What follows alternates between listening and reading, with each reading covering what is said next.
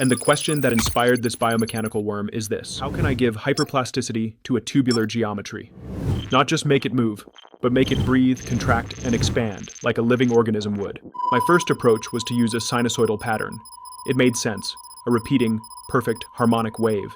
And yes, the movement was there, but it didn't feel organic. It was too symmetrical.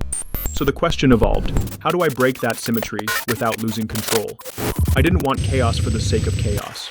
I needed a way to introduce variation, but within a system that could still be modulated, something chaotic with structure. That's when I remembered something from a completely different world: audio synthesis. In audio, there's a technique called amplitude modulation.